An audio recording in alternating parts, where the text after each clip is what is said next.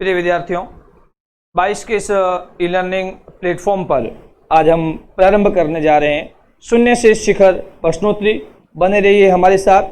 यह प्रश्नोत्तरी आपको निरंतर मिलती रहेगी और अगर आपको ये प्रश्नोत्तरी पसंद आती है तो आप हमारे वीडियो को लाइक करें, शेयर करें और हमारे चैनल को सब्सक्राइब करें। प्रिय विद्यार्थियों, यह जो आपके सामने क्वेश्चन है, ऐसे अलग अलग कई प्रकार के क्वेश्चंस होंगे और हम हर एक क्वेश्चन को आपको प्रारंभ से लेके अंत तक पूरा कंसेप्ट के साथ समझाने का प्रयास करेंगे। 4 ऑप्शन हैं, 4 विकल्प है आपके सामने।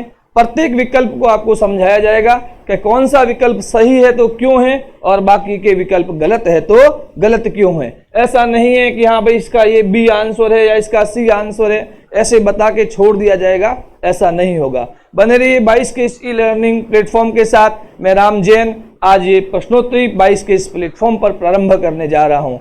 जुड़े रहिए हमारे साथ। जैसे कि पहला सवाल है, हम इस सवाल को समझते हैं। इसमें एक संख्या दे रखी है और यहाँ 10 दे रखा है, मतलब इसका आधार क्या हो गया 10, अर्थात यह संख्या डेसिमल संख्या है। जैसे कि ये क्वेश्चन है 45 और यहाँ दे रखा है आधार 10। इसी प्रकार यहाँ क्वेश्चन मार्क और यहाँ इसका आधार दे रखा है 2। अब इनका मतलब क्या है, इसे मतलब को समझने का प्रयास करें। जैसे कि ये संख्या है प्रिय विद्यार्थियों 45 और इस 45 के आधार में लिखा हुआ है 10। इसी प्रकार ये संख्या तो क्वेश्चन मार्क है और इसके आधार में लिखा हुआ है 2। अब इसका मतलब क्या हुआ? इसका सीधा सीधा अर्थ हुआ कि प्रिय विद्यार्थियों आपको परिवर्तित करना है। किसको परिवर्तित करना है कि भाई 10 का मतलब क्या होता है, पहले तो उसको समझ लें।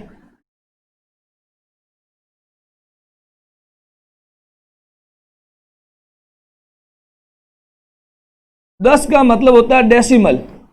जहां 10 आधार होता है प्रिय विद्यार्थियों, वहां उसका आश्य होता है डेसिमल, और जहां 2 आधार होता है तो वहां उसका आश्य होता है बाइनरी या द्विधारी, बाइनरी नंबर सिस्टम या द्विधारी संख्या पद्धति। अब आपको संख्या दी किसमें गई है? डेसिमल में, क्योंकि 45 के साथ आधार क्या दिया गया है? 10 दिया गया है। तो 10 आधार की संख्या क्या है? 45। ये तो आपको ज्ञात है, लेकिन 2 आधार की संख्या में क्या लिखा हुआ है? क्वेश्चन मार्क लिखा हुआ है। अर्थात दिए गए डेसिमल नंबर का आपको कौन सा नंबर ज्ञात करना है? बाइनरी नंबर ज्ञात करना है। हमें ऑप्शंस की भी जरूरत नहीं है, हम हमारे हिसाब से इस सवाल को पहले हल करते हैं और उसके पश्चात आगे की प्रक्रिया की ओर हम बढ़ते हैं। हमें क्या करना है? एक सिंपल सा बॉक्स बनाना है। न कोई अभाज्य गुणनखंड है, न कोई भाग है। जब आपके साथ है 22, बिल्कुल ट्रिक और फंडे केवल आपके साथ रहेंगे, अनावश्यक कंसेप्ट भी पढ़ने की जरूरत नहीं है। अब देखिए सिंपल सा हमारा तरीका, हमारा कंसेप्ट। ये हमने लिखा 1 का दुगुना 2, 2 का दुगुना 4। प्रिय विद्यार्थियों कमेंट करके बताइए कब तक हम दुगुना करेंगे। इसका पूरा डिटेल में अगर आप पढ़ना चाहते हैं तो उसके लिए आपको हमारी 22 ई लर्निंग ऐप के वीडियो संख्या भाग 1 को देखना पड़ेगा, जहां लगभग 1 घंटे की क्लास 50 से 60 मिनट की पूरी क्लास है, जिसके अंदर हमने न केवल आपको समझा इसी तरीके से, सेम तरीके से, कोई ऑक्टल का तरीका अलग नहीं, कोई ऑक्टल के लिए अलग नहीं करना है, इसी प्रकार दुगुना करना है और इससे भी कम काम करना है ऑक्टल में और हेक्साडेसिमल में। आपको इसी प्रोसेस से हम चलते हुए हमने ऑक्टल भी समझाया है, इसी प्रोसेस से चलते हुए हमने आपको हेक्साडेसिमल भी समझाया है। लेकिन उसके लिए प्रिय विद्यार्थियों आपको हमारा पूरा वीडियो देखना पड़ेगा। 22 के ई लर्निंग प्लेटफॉर्म 22 ऐप के ऊपर वो वीडियो आपको दे रखा है। लगभग 55 से 60 मिनट का वो वीडियो है, कंप्लीट वीडियो है। बहुत सारे उसके अंदर एग्जाम्पल लेके आपको समझाने का प्रयास किया गया। चलिए आगे बढ़ते हैं। तो आपको तब तक दुगुना करना है प्रिय विद्यार्थियों जब तक आपको संख्या क्या न मिल जाए, 45 न मिल जाए। तो 1 का दुगुना 2, 2 का दुगुना 4, 4 का दुगुना 8, 8 का दुगुना 16, 16 का दुगुना 32 और 32 का दुगुना 64। या तो 45 न मिल जाए या 45 से कोई बड़ी संख्या न मिल जाए, तब तक प्रिय विद्यार्थियों आपको दुगुना करते रहना। अब फिर इसको 2 भागों में बांट दो। इसके बाद इसको क्या किया हमने? 2 भागों में बांट दिया। अब हम प्रिय विद्यार्थियों क्या कर रहे हैं उसको आप ध्यान से देखें और समझने का प्रयास करें।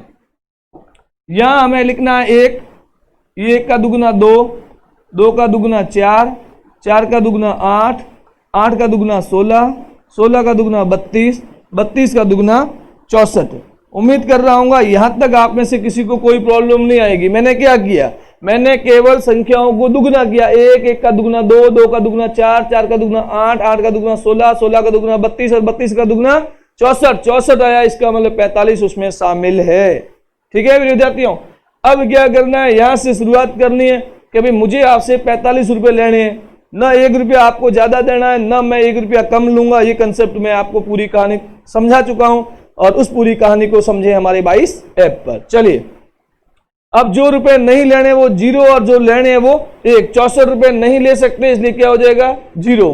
32 रुपए ले सकते हैं इसलिए क्या हो जाएगा 1। 32 ले सकते हैं, पीछे कितने रहे 45 में से 32 गए, 13 रुपए लेने हैं।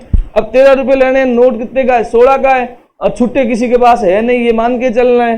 तो यहाँ क्या करना पड़ेगा 0। अब ये 32 आ गए और 8 ले सकते हैं क्योंकि 32 और 8 कितने होते हैं 40। 4 भी ले सकते हैं, 40 और 4 कितने हो जाएंगे 44। 2 नहीं ले सकते क्योंकि 46 हो जाएंगे। 1 ले सकते हैं इसलिए कितने हो जाएंगे 45। जो भी ले सकते हैं उसके नीचे लिखना 1 है, यूं नहीं कि 32 लेने तो नीचे 32 लिखने बैठ जाए, ऐसा नहीं करना है, 1 और 0 ही लिखना है। नहीं ले सकते वो 0 और ले सकते वो 1। अब प्रिय विद्यार्थियों संख्या क्या आई 0 1 0 1 1 0 1 अर्थात 0 10 11 0 1 0 10 11 0 1। अब अगर पहले तो चेक करो कि ऑप्शन 7 अंकों का है या नहीं है। कोई भी ऑप्शन हमारे पास 7 अंकों का नहीं है, चलो छोड़ो, इस 0 को भूल जाओ। अब देखो 10 11 0 1 10 11 यहां तक तो ठीक है ये ऑप्शन, लेकिन यहाँ 1 होते ये ऑप्शन पहला क्या हो जाएगा गलत। ये तो शुरुआत से ही गलत है, 11 आ गया। अब देखो सी ऑप्शन को एक समय के लिए छोड़ते हैं, डी को चेक करते हैं 10 के बाद क्या चाहिए 11, लेकिन 10 के बाद क्या है 10 है, तो ये ऑप्शन भी गलत हो गया। अब इस ऑप्शन को चेक करते हैं 10 11 0 1 10 11 0 1 अर्थात दिए गए क्वेश्चन में ऑप्शन सी हमारा प्रिय विद्यार्थियों सही आंसर हो जाएगा। चलिए बढ़ते हैं एक और क्वेश्चन की ओर। अब देखिए सवाल क्या है, पहली पीढ़ी के कंप्यूटर की संसाधन गति क्या थी 10 की घात -3 सेकेंड, 10 की घात -6 सेकेंड, 10 की घात -9 सेकेंड। रुकिए अभी थोड़ा इंतजार कीजिए। किसी भी आंसर को देखने से पहले इस प्रकार के ऑप्शन हो तो थोड़ा सवाल को ध्यान से पढ़ लेना, कहीं ऐसा नहीं हो कि वही आंसर हो, जरूरी नहीं कि वही आंसर हो।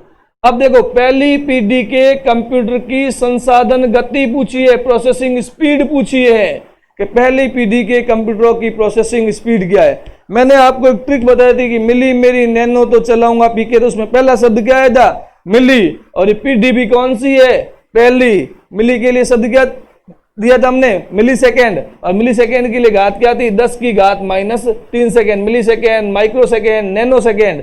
और अगर यहाँ हो जाता ये 10 की घात, ये तो -3 है, ये 10 की घात -6 है, ये 10 की घात -9 है, और ये 10 की घात मिली को ले लिया हमने मिली सेकेंड। मिली मेरी को हमने कह दिया माई से बना दिया माइक्रो। मिली मेरी नैनो से बना दिया नैनो सेकेंड। नैनो गाड़ी चलाना पीके, तो पीके से बन गया picosecond, millisecond, microsecond, nanosecond, picosecond, ये हमने आपको बताया था। तो ये जो गति है एक प्रथम पीढ़ी के कंप्यूटरों में थी, अर्थात प्रथम पीढ़ी के कंप्यूटर की संसाधन गति क्या हो जाएगी 10 की घात -3 सेकेंड, अर्थात ये आपका आ जाएगा आंसर नंबर 1। इसका आंसर सही हो जाएगा। कौन सा आंसर सही हो जाएगा ए, इसका आंसर सही हो जाएगा। चलिए बढ़ते एक और नए कंसेप्ट की ओर। सबसे सामान्य प्रकार की ऑडियो आउटपुट डिवाइस क्या है। अब ध्यान कहा जाता है आउटपुट शब्द पे, आउटपुट जाते ही मॉनिटर दिखा नहीं, राइट हुआ नहीं, तो प्रिंटर क्या है ये भी तो आउटपुट है, स्पीकर क्या है ये भी आउटपुट है। अब सवाल गलत है, अब दिमाग में क्या आता है सवाल गलत है। सवाल गलत नहीं है प्रिय विद्यार्थियों, समझा गलत है आपने। पढ़िए इसको, सबसे सामान्य प्रकार की ऑडियो आउटपुट, सवाल को पूरा पढ़े। सबसे सामान्य प्रकार की ऑडियो आउटपुट। अब ऑडियो किस में आता है, आवाज किस में आती है, ये देखो यहां से आएगी आवाज, स्पीकर से आएगी, बाकी किसी से नहीं आएगी। तो प्रिय विद्यार्थियों इस क्वेश्चन का आंसर हो जाएगा सी, ध्यान रखें। सबसे सामान्य प्रकार की आपसे पूछा है ऑडियो आउटपुट, मॉनिटर ऑडियो नहीं है, प्रिंटर ऑडियो नहीं है। प्रिंटर क्या काम करता है, प्रिंट करने का काम करता है। मॉनिटर सॉफ्ट कॉपी के लिए होता है, प्रिंटर हार्ड कॉपी के लिए होता है, स्पीकर ऑडियो के लिए होता है। तो ध्यान रखें प्रिय विद्यार्थियों, आपसे क्या पूछा गया है आउटपुट तो पूछा गया है, लेकिन आउटपुट के साथ एक शब्द एडिशनल जोड़ दिया, कौन सा? ऑडियो। और ये ऑडियो जोड़ने से क्वेश्चन का आंसर परिवर्तित होकर क्या आ गया? स्पीकर। चलो आगे बढ़ते हैं।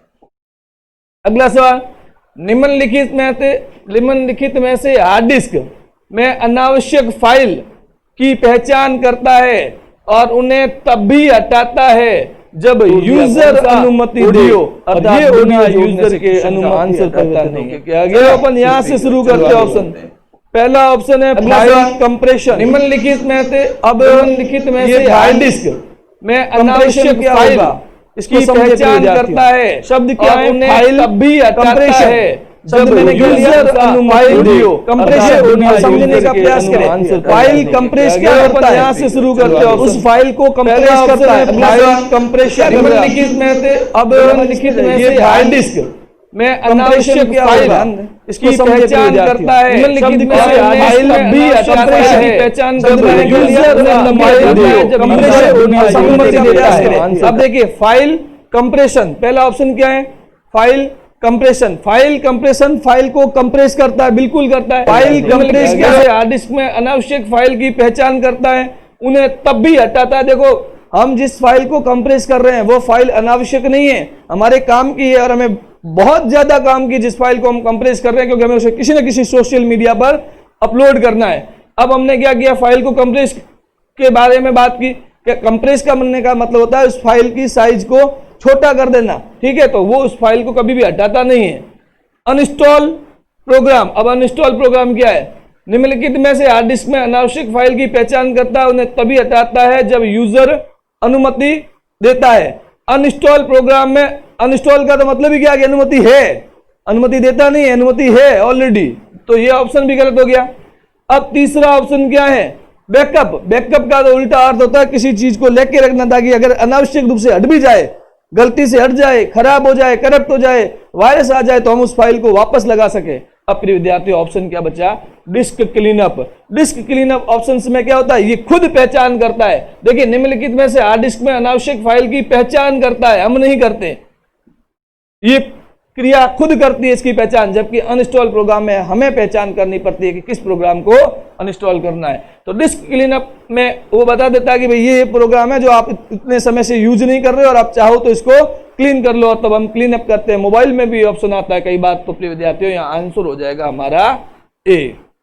चलिए एक और नए क्वेश्चन की ओर बढ़ते हैं। क्वेश्चन नंबर 5, निम्नलिखित में से कौन सी मेमोरी, अब देखिए सवाल को ध्यान से पढ़ना, पढ़ने और लिखने दोनों ऑपरेशन की अनुमति देती है? पढ़ने और लिखने दोनों। तो अब देखिए एक शब्द है हमारा राम, अब इसे राम नहीं बोलेंगे, इसे हम क्या बोलेंगे? रैम।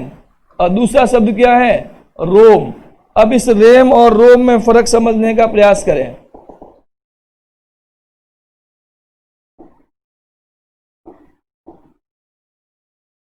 एक तो है रैंडम एक्सेस मेमोरी, एक है रीड ओनली मेमोरी। अब ध्यान रखें यहां शब्द क्या आया? रीड ओनली, तो इससे स्पष्ट हो गया रीड ओनली मेमोरी है, ठीक। अब रीड का मतलब क्या होता है? केवल और केवल पढ़ना। ओनली का मतलब केवल, और रीड का मतलब क्या हो जाएगा? पढ़ना। अर्थात रोम तो केवल और केवल पढ़ने के काम आएगी। सवाल क्या कह रहा है? निम्नलिखित में से कौन सी मेमोरी पढ़ने लिखने दोनों ऑपरेशन के का अनुमति देती है? तो रीड ओनली केवल और केवल किसकी अनुमति देगी? इसके नाम से पढ़ लो। रीड मतलब पढ़ना, ओनली मतलब केवल, दोनों का मतलब केवल पढ़ने की अनुमति देगा और लिखने की अनुमति रोम नहीं देगा। अब ए और बी दोनों, इसका मतलब क्या हुआ? रैम और रोम दोनों, तो रोम दे नहीं सकता, ये भी गलत हुआ। इनमें से कोई नहीं। क्यों गलत हुआ? क्योंकि रैम देता है लिखने और पढ़ने दोनों की अनुमति। तो प्रिय विद्यार्थियों यहां भी हमारा ऑप्शन नंबर ए सही हो जाएगा। चलिए आगे बढ़ते हैं। क्वेश्चन नंबर 6, सवाल बहुत ही आसान है, केवल शब्दों का फेर है। पोषित शब्दों अर्थात जिन्हें प्रोसेस्ड कर रहा है, ध्वनियों, छवियों, इमेजेस, साउंड आदि को एक प्रारूप में जिसे सीपीयू प्रोसेस कर सके माफ करना, जिसे सीपीयू प्रोसेस कर सके उस प्रारूप में बदलना है। अब समझिए या दिमाग लगाए, सब कुछ पूरा कंसेप्ट समझा, नंबर सिस्टम पूरा समझा, लेकिन यहां आने पर उसको भूल दिया। देखो क्या कहा इसने, पोषित शब्दों, ध्वनियों, छवियों आदि को एक प्रारूप स्ट्रक्चर में जिसे सीपीयू प्रोसेस कर सके। अब बताइए, सीपीयू मतलब एक समय के लिए समझ लो कंप्यूटर, ठीक है। हम जो डाटा देते हैं उस डाटा को प्रोसेस कराना है सीपीयू में, और हम जानते हैं कि यूजर हाई लेवल लैंग्वेज में काम करता है, कंप्यूटर मशीनी लैंग्वेज को समझता है या बाइनरी लैंग्वेज को समझता है। इस रीजन से क्या करेगा, ये जो काम करेगा कीबोर्ड के अंदर लगा हुआ एक होता है एनकोडर, आपका आ जाएगा आंसर। इस रीजन से कीबोर्ड का ये काम है, कौन सा आंसर सही हो जाएगा, इसका आंसर कीबोर्ड का काम है। चलिए बढ़ते एक और अगर हमने ऐसी विषय काम में लिए जो सबसे सामान्य प्रकार के माउस से आते तो माउस हो जाएगा। ऑडियो आउटपुट डिवाइस इसमें सीधा सीधा आंसर हो जाएगा आउटपुट डिवाइस। बाकी के आउटपुट जाते ही मॉनिटर दिखाई राइट, क्योंकि ये सारा काम जो प्रारूप में बदलने का काम, अनुवाद करने का काम आउटपुट करेगा, कोई स्पीकर क्या है डिवाइस ये भी करेगी, ये आपको ध्यान में रखना पड़ेगा। चलो तो आंसर हो गया ए, बाकी के ऑप्शन पे चर्चा करने की जरूरत ही नहीं है, क्योंकि आउटपुट डिवाइस का काम आउटपुट देना है, चाहे वो सॉफ्ट कॉपी हो चाहे हार्ड कॉपी हो। सीपीयू जिसे कंप्यूटर का दिमाग कहते हैं, प्रोसेसिंग का काम करता है। नाड़ी तंत्र किसे कहते हैं, कंट्रोल यूनिट को ध्यान रखें। स्पीकर अभी अभी हमने समझा था, ऑडियो आउटपुट देने का काम करता है। इस रीजन से तीनों ऑप्शन तो गलत हो जाएंगे। चलो आगे बढ़ते हैं। एमएस वर्ड में अधिकतम फॉन्ट आकार क्या है। अब देखिए, कमेंट कीजिए प्रिय विद्यार्थियों कि एमएस वर्ड में अधिकतम फॉन्ट आकार क्या है। कमेंट कीजिए जल्दी से, एमएस वर्ड में अधिकतम फॉन्ट आकार क्या है। अब देखिए, कुछ विद्यार्थियों ने लिखा है 72 और कुछ ने लिखा है 1638। तो जिन्होंने 72 लिखा है वो आंसर को पुनः चेक करें, 72 नहीं है। 72 तब होता है जब मैंने कहा होता कि ड्रॉप डाउन बॉक्स से कीजिए, तब न्यूनतम 8 और अधिकतम 72। सामान्य परिस्थितियों में न्यूनतम 1 और अधिकतम कितना होता है 1638। तो इसने क्या पूछा है, अधिकतम पूछा है, तो अधिकतम पूछने के रीजन से हमारा ऑप्शन सी प्रिय विद्यार्थियों यहां पर राइट हो जाएगा। चलिए आगे बढ़ते। निम्नलिखित में से कौन सा विशिष्ट रूप से फाइल के प्रकार की पहचान करता है। अब देखिए, देखते पता लगना चाहिए। फोल्डर देखा, फोल्डर के ऊपर लिखा हुआ था नाम,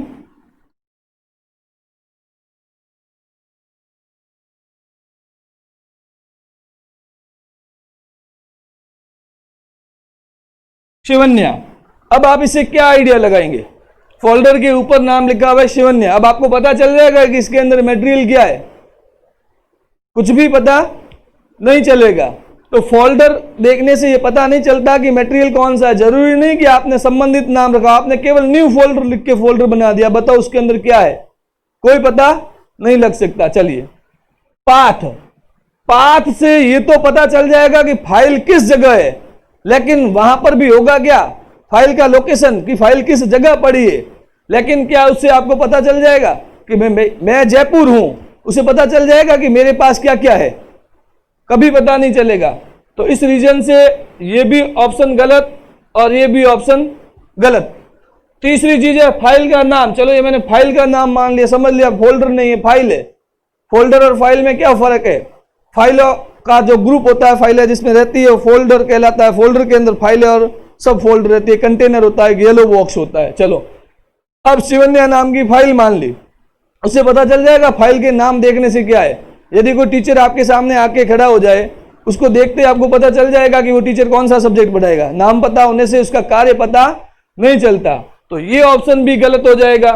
अब सही क्या हुआ, इनमें से कोई नहीं। जब इनमें से कोई नहीं हुआ तो वास्तविक आंसर क्या होगा, वास्तविक आंसर होगा निम्नलिखित में से कौन सा विशिष्ट रूप से फाइल के प्रकार को बताएगा। प्रकार पूछा है तो फाइल के प्रकार को बताता है उसका विस्तारक नाम। प्रिय विद्यार्थियों, उसका विस्तारक नाम मैं ये देखते ही कह देता हूं कि .exe है, इसका मतलब एग्जीक्यूटेबल फाइल है। .docx है, आप बता देंगे कि ये डॉक्यूमेंट फाइल है, एमएस वर्ड की फाइल है। आपने कहीं पर भी .xlsx देखा, आप बताते ही कह देंगे कि 100% ये एक्सेल की फाइल है। आपने कहीं पर भी .pptx देखा, आप देखते ही कह देंगे कि 100% ये पावर पॉइंट की फाइल है। आपने कहीं .txt देखा, आप देखते ही कह देंगे ये नोटपैड की फाइल है। आपने कहीं पर .bmp देखा, आप देखते ही कह देंगे कि ये MS पेंट की फाइल है। आपने कहीं पर प्रिय विद्यार्थियों .rtf देखा, आप देखते ही कह देंगे कि ये वर्डपैड की फाइल है। क्यों कह पाते हैं हम लोग? इसलिए कह पाते हैं प्रिय विद्यार्थियों क्योंकि ये सारे के सारे एक्सटेंशन है, अर्थात किसी फाइल के विशिष्ट प्रकार का, कि ये फाइल इस विशिष्ट रूप में है, इस विशिष्ट प्रकार में है कि ये एग्जीक्यूटेबल है, इस विशिष्ट प्रकार में है कि ये MS वर्ड की फाइल है, उसका विशिष्ट प्रकार है कि वो वर्ड की ही फाइल है और किसी की फाइल नहीं है। इस रीजन से प्रिय विद्यार्थियों यहां से पता चलता है, न कि फोल्डर से, पाथ से, फाइल के नाम से। एक ही फोल्डर पे कई फाइलें होगी, एक ही पाथ पर दूसरे ग्रुप की फाइल हो जाएगी, तो ये सारी चीजें इसलिए गलत हो जाएगी। आंसर हमारा हो जाएगा इनमें से कोई नहीं। और अगर इसमें ऑप्शन होता कि विस्तारक नाम, एक्सटेंशन नेम, तो आंसर हमारा विस्तारक नाम या एक्सटेंशन नेम आंसर होता। चलो प्रिय विद्यार्थियों आगे बढ़ते हैं। अब देखिए, अब ये सवाल, अस्पतालों में अल्ट्रा, या र नहीं छपा, राष्ट्र वाला ट्र है, ये समझ लीजिए। अस्पतालों में अल्ट्रासाउंड स्कैनर के लिए क्या प्रयोग किया जाता है? अस्पतालों में अल्ट्रासाउंड स्कैनर के लिए आपसे पूछा है। अब कई महानुभाव बता रहे हैं स्कैनर, कई लोगों के कमेंट आ रहे हैं और आंसर बताया जा रहा है स्कैनर। बहुत बहुत बधाई। इसलिए कि ये आपका क्वेश्चन यहां गलत हुआ है, इसका मतलब एग्जाम में ये सवाल आता है तो आपका 100% सही होगा। ठीक है, तो इसको तो आप कर दो गलत। ठीक, अब जब ये गलत है तो कई विद्यार्थियों ने, जिन्होंने उपरोक्त सभी कह दिया, उनको कहने की आवश्यकता ही नहीं है कि सही है या गलत है। अब सुनिए, प्रिंटर, ऑप्शनों को जज करने का प्रयास करें। अब प्रिंटर कब स्कैनर का काम करेगा? तो ये भी गलत हो गया। इसलिए हमारा आंसर क्या हो जाएगा? जॉयस्टिक, जो गेम खेलने के लिए काम आती है युक्ति, वही की वही युक्ति अस्पतालों में अल्ट्रासाउंड स्कैनर के अंदर प्रयोग की जाती है। इस प्रकार प्रिय विद्यार्थियों आंसर ए हमारा सही हो गया। चलो, 2 की पावर 10 बाइट किसके बराबर होती है? अब देखो, 2 की पावर 10 बाइट का मान पता करना है। इसका मतलब 2 को हम कितनी बार लिखेंगे? 10 बार। याद हो तो सीधा लिख दो 1024। नहीं याद है तो देखो 2 1 बार, 2 बार, 3 बार, 4 बार, 5 बार, ये 6 बार, 7 बार, 8 बार, 9 बार और 10 बार। 2 को 2 से गुना किया 4, 8, 16, 32, 64, 128, 256, 512, 1024। ये कितना आ गया? 1024 बाइट, 1024 बाइट। अब आप जानते हैं कि 1024 बाइट किसके बराबर होगा? 1 किलोबाइट को। तो हमने आपको ट्रिक्स बता रखी है इसकी, और इस पूरी ट्रिक को ज्ञात करने के लिए इसमें एक भी याद नहीं रखना पड़ेगा आपको। करमचंद मोहनचंद गांधी वाली जो हमारी पूरी ट्रिक है, उस पूरी ट्रिक से आपको हमने मेमोरी की सबसे छोटी इकाई से लेकर मेमोरी से सबसे बड़ी इकाई तक का परिचय करवाया था। तो उसके लिए आप जुड़िए हमारे 22 ऐप के साथ, उस ऐप के वीडियो देखिए, उसमें सब कुछ आपको डिटेल दे रखा है। हमारे चैनल को आप सब्सक्राइब कीजिए, हमारे वीडियो को लाइक कीजिए। अगर आपको ये प्रश्नोत्तरी पसंद आती है तो बहुत जल्द इस प्रश्नोत्तरी को हम लाइव सेशन के रूप में भी प्रारंभ करेंगे और निरंतर प्रारंभ रखेंगे, ताकि विद्यार्थियों आपको ज्यादा से ज्यादा उसका फायदा हो सके। मैं टेक्निकल एक्सपर्ट से जानना चाहूंगा लगभग कितना समय हो गया। अगर समय हो तो मैं आगे के क्वेश्चनों को और लूं, अन्यथा इस क्लास को, चलिए टेक्निकल एक्सपर्ट का कहना है कि क्लास को जारी रखें। चलिए हम कुछ और क्वेश्चंस की ओर बढ़ते हैं। देखिए, कंप्यूटर का सुपरवाइजर, देखिए बहुत बढ़िया सवाल। कंप्यूटर का सुपरवाइजर अर्थात जिसके बिना काम हो ही नहीं सकता, अच्छा या हो ही नहीं सकता, मैं हिंट दे रहा हूं, अब आंसर देने का प्रयास करें। कंप्यूटर का सुपरवाइजर। अब कई विद्यार्थी क्या होते हैं, यहां आते ही भ्रमित, अरे देवताओं सीपीयू कंप्यूटर का दिमाग है, बिना दिमाग के भी आदमी काम करता है, चलते हैं, फिरता है, खाना खाता है, सब करता है, कुछ नहीं करेगा यदि शरीर से आत्मा निकल जाए। तो आत्मा कौन सी है? कंप्यूटर का सुपरवाइजर क्या हो जाएगा? Operating system. क्या बिना ऑपरेटिंग सिस्टम के कंप्यूटर काम करेगा? CPU, CPU का भाग ALU, CPU का भाग CU, CPU का ही भाग MU। तो इन चीजों को आप भूल जाइए। अब ध्यान रखें, कंप्यूटर का सुपरविजन कौन करेगा? OS। जब हम बात करते हैं CPU की, तो CPU के अंदर ALU भी आता है, CPU के अंदर MU भी आता है, CPU के अंदर CU भी आता है।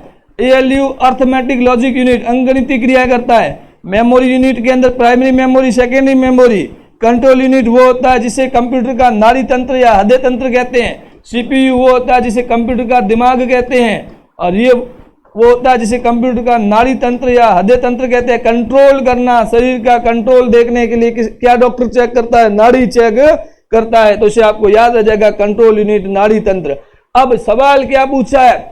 सुपरविजन का काम आता है, सब कुछ देखता है कि भाई सारा सिस्टम वगैरह सेट है, इनपुट डिवाइस, आउटपुट डिवाइस वगैरह सारी पेरिफेरल डिवाइस काम कर रही है, नहीं कर रही है। ये सारी थ्योरी जब मैंने आपको ऑपरेटिंग सिस्टम का हमारा अध्याय पढ़ाया था, उस अध्याय में समझाया था। अगर आप उस कंसेप्ट को ध्यान रख लेते कि समस्त प्रकार की पेरिफेरल डिवाइस को चेक करता है, तो प्रिय विद्यार्थियों सुपरविजर का काम भी क्या होता है? चेक करना ही होता है। तो ये चीजें प्रिय विद्यार्थियों आपको ध्यान में रखनी पड़ेगी, कंसेप्ट को समझना पड़ेगा।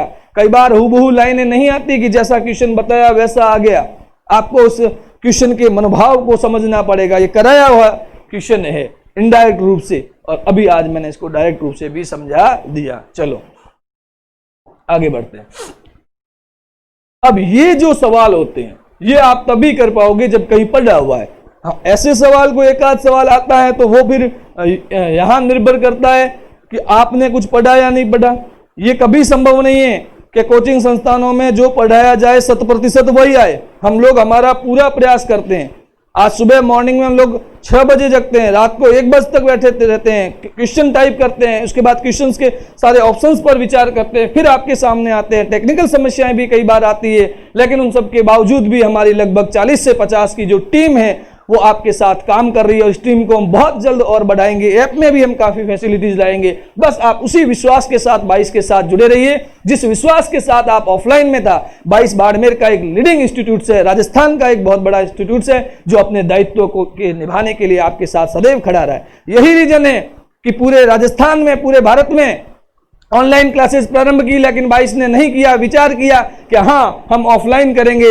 आज स्थितियां सुधरेगी, कल सुधरेगी, लेकिन अफसोस स्थितियां बिगड़ती गई दिन ब दिन, और हमें भी मजबूरन इस ऑनलाइन प्लेटफॉर्म पर आना पड़ा। लेकिन हम ऑनलाइन में भी आए हैं तो निश्चित रूप से विश्वास कीजिए, हमारा ध्येय यदि ऑनलाइन ही होता तो हम कभी का शुरू कर चुके होते। हमारा ध्येय ऑफलाइन था, इसलिए हमने ऑनलाइन में भी सब कुछ समझा टेक्नोलॉजी को, उसके बाद आए ताकि आपको ऑफलाइन या ऑफलाइन से भी अच्छा देने का हम प्रयास कर सकें। चलिए जुड़े रहिए 22 के साथ, उसी विश्वास के साथ आपको ऑफलाइन से भी ज्यादा अच्छा मटेरियल, बेहतर कार्य मिलेगा। चलिए, पैकमैन नामक प्रसिद्ध कंप्यूटर किस कार्य के लिए बना था? अब देखो, ऐसी चीजों को मैंने पहले ही कहा प्रिय विद्यार्थियों कि आपको रटना पड़ेगा। आप भी समझते हैं कि भाई कौन सी चीज किसके लिए बनी थी, तो देखो याद कर लो, ये खेल के लिए था।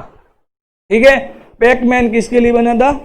अब याद कैसे रहे? स्पाइडरमैन आपने नाम सुना होगा, तो उसी प्रकार याद आ जाएगा पैकमैन, और वो किसके लिए हो जाएगा? खेल के लिए। चलो आगे बढ़ते हैं। शक्तिमान, ठीक है, नाटक, सीरियल, खेल। चलो अब सवाल बड़ा प्यारा है, कोई भी आंसर दे देगा। कंप्यूटर के विकास में सर्वाधिक योगदान, कमेंट कीजिए प्रिय विद्यार्थियों, कंप्यूटर के विकास में सर्वाधिक योगदान। अधिकांश विद्यार्थियों के अभी तक के जो कमेंट आए हैं वो आ रहा है चार्ल्स बेबेज। बहुत बढ़िया, शाबाश, एक और गलती की ओर बढ़ रहे हैं आप। आज गलत होता है तो अच्छी बात है, वही तो सवाल एग्जाम हॉल में सही होगा। गलतियों से तो हम सीखते ही सीखते हैं। चलो, कंप्यूटर के विकास में सर्वाधिक योगदान चार्ल्स बेबेज का नहीं था, ये कंप्यूटर के जनक जरूर थे। सवाल आता है कंप्यूटर विज्ञान का जनक क्या है? सवाल आता है, देखो एक सवाल है, कंप्यूटर विज्ञान का जनक। अब होता क्या है, ये सवाल ले डूबता है, छोड़ोगे भी नहीं, करके भी आओगे, माइनस लेके आओगे। लड्डू लेके आते तो कोई दिक्कत नहीं थी, लेकिन माइनस लेके आ गए, समस्या हो गई। कंप्यूटर विज्ञान का जनक, सवाल को नहीं पढ़ा, पीछे पढ़ लिया जनक। जनक पढ़ते ही आ गए हम चार्ल्स बेबेज के पास, और चार्ल्स बेबेज ने लात मार के भगा दिया -1 देके। ठीक है, हमें चार्ल्स बेबेज को समझना होगा। देखो, चार्ल्स बेबेज कंप्यूटर का जनक था। अब कंप्यूटर अलग है, और कंप्यूटर विज्ञान अलग है, ये विषय है, ये एक आविष्कार है। ठीक, तो कंप्यूटर का जनक तो चार्ल्स बेबेज को कहते हैं, लेकिन कंप्यूटर विज्ञान का जनक, ध्यान रखें प्रिय विद्यार्थियों, एलन ट्यूरिंग को कहते हैं। एक सवाल आप पे छोड़ता हूं कि जेएस किल्बी के बारे में आप बताइए क्या है। इसने एक चिप बनाई थी। ठीक, अब आपको ये बताना है कि जेएस किल्बी ने जो चिप बनाई वह किस धातु की है। सिलिकॉन आंसर देने की गलती भी मत करना, सिलिकॉन आंसर देने की गलती भी मत करना, प्रयास करो, ढूंढो इस आंसर को। चलिए, अब ये भी गलत। वॉन न्यूमैन ये वो व्यक्ति थे जिनका योगदान कंप्यूटर के विकास में सर्वाधिक माना जाता है। ये चीज आपको ध्यान में रखनी पड़ेगी, क्योंकि कंप्यूटर के अंदर इन्होंने बहुत काम किया है इसके डिजाइन को लेके। चलो आगे बढ़ते हैं। इंटीग्रेटेड सर्किट चिप का विकास किसने किया? अभी अभी मैंने बता दिया, आंसर आ गया। JS Kilby, Charles Babbage computer का जनक, एलन ट्यूरिंग कंप्यूटर विज्ञान के जनक, वॉन न्यूमैन कंप्यूटर का बेसिक स्ट्रक्चर। अब बचा कौन? जेएस किल्बी, चिप का आविष्कार। चलिए आगे बढ़ते हैं।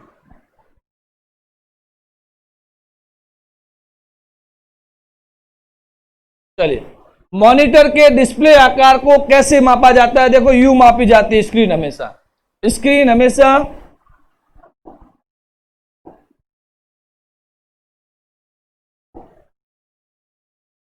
इस प्रकार से, एक मिनट पेन ले लेता हूं। ये चीजें इस प्रकार से चलती है, इसलिए इसको बोलते हैं डायगोनली, विकिरण के रूप में। स्क्रीन हमेशा किस रूप में मापी जाती है? विकिरण के रूप में।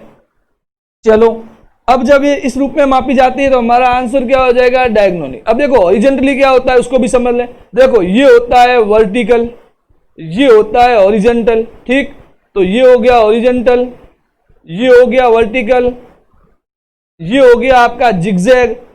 इस रूप में थोड़ी मापी जाएगी चीजों को, इसलिए क्या कहा गया? और ये हो गया डायगोनल, विकर्ण के रूप में। ठीक, तो आंसर क्या हो जाएगा? डी। चलो आगे बढ़ते हैं। तो प्रिय विद्यार्थियों, आज की क्लास को हम यहीं समाप्त करते हैं। अगर आपको हमारा वीडियो पसंद आता है तो लाइक कीजिए, शेयर कीजिए और हमारे चैनल को सब्सक्राइब कीजिए। कल मिलते हैं फिर एक नई क्लास के साथ, फिर एक नई प्रश्नोत्तरी के साथ। बने रहिए 22 के प्लेटफॉर्म के साथ। मैं राम जैन आपके लिए निरंतर इस प्रकार के सवाल 22 के प्लेटफॉर्म पे लाता रहूंगा। वंदे मातरम, जय भारत।